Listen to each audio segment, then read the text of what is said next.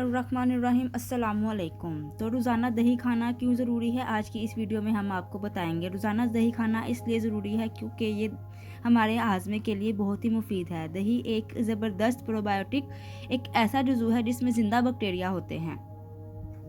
इसमें मौजूद अच्छे और फ़ायदेमंद बैक्टीरिया आंतों की सरगर्मियों को बेहतर बनाते हैं, निज़ाम हाजमा को बेहतर बनाते हैं और पेट की बीमारियों का इलाज करने के लिए भी जाने जाते हैं।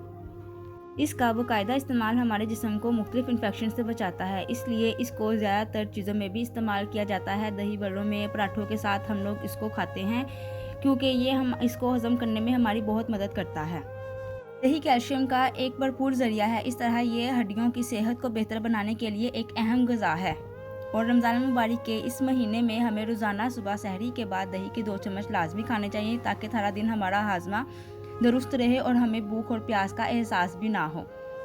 उम्मीद है आपको मेरी आज की ये वीडियो भी बहुत पसंद आई होगी। अगर वीडियो पसंद आई है तो लाइक कर दें, शेयर कर दें, कमेंट्स में अपनी राय का ज़रूर इजहार किया करें। बेल आइकॉन को लाजमी प्रेस कर दें ताकि आने वाली हर इन्फॉर्मेटिव वीडियो आप तक बआसानी पहुँच सके। खुश रहें, आबाद रहें। बहुत बहुत शुक्रिया।